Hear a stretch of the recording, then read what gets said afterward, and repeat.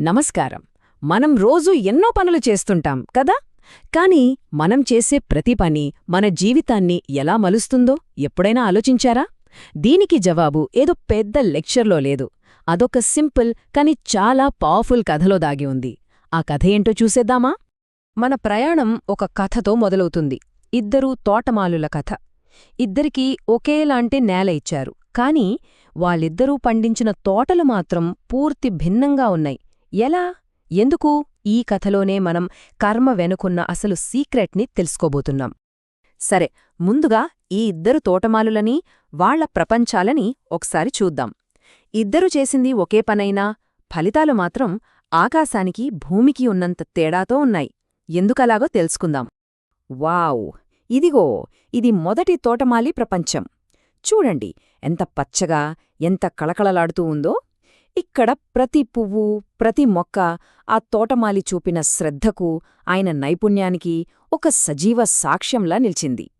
ఇది కేవలం ఒక తోట కాదండి, ఇదొక అద్భుతమైన సృష్టి, ఒక సామరస్యం.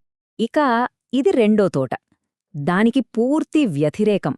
చూడ్డానికి కూడా ఏదోలా ఉంది కదా, నిర్లక్ష్యానికి నిలువుటద్దంలా ఉంది. ఇక్కడ జీవం లేదు, అంతా గందరగోళం, వాడిపోయిన మొక్కలు. చూస్తుంటేనే అర్థమవుతోంది, శ్రద్ధ, నైపుణ్యం లేకపోతే ఫలితం ఎంత దారుణంగా ఉంటుందో.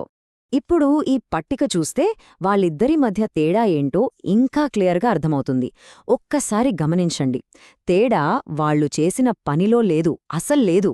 తేడా అంతా పని పట్ల వాళ్లకున్న యాటిట్యూడ్లోనే ఉంది.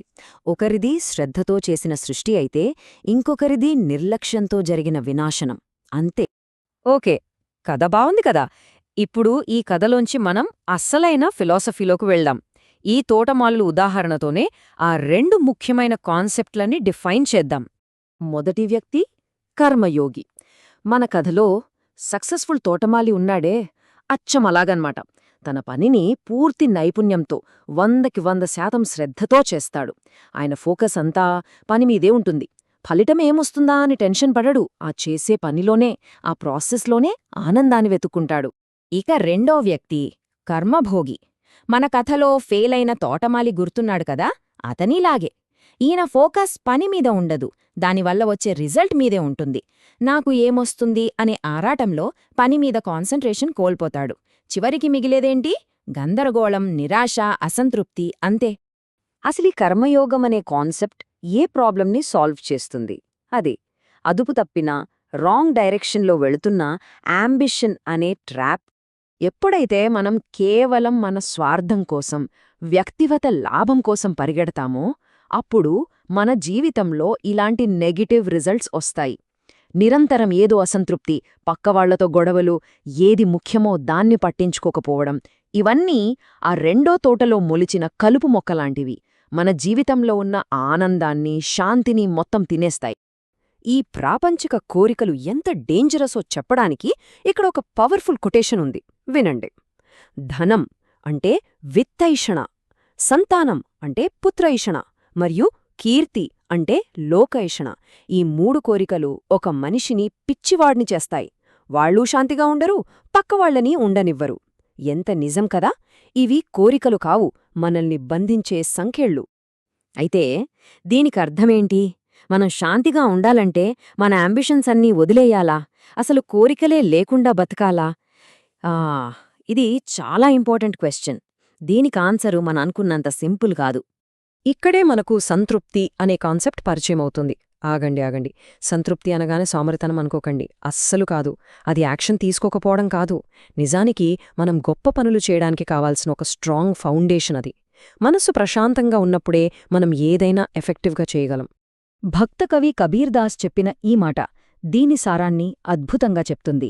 జబ్ ఆవే సంతోష్ ధన్, సబ్ ధన్ ధూరీ సమాన్.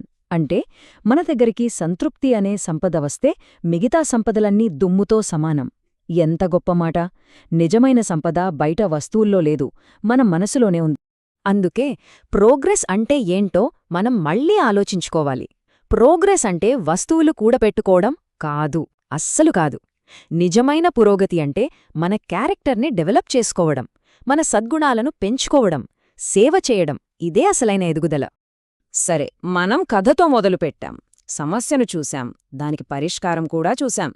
ఇప్పుడు ఈ కర్మయోగం వెనకున్న అసలు సిసలైన అల్టిమేట్ ప్రిన్సిపల్ ఏంటో తెలుసుకునే టైం వచ్చింది.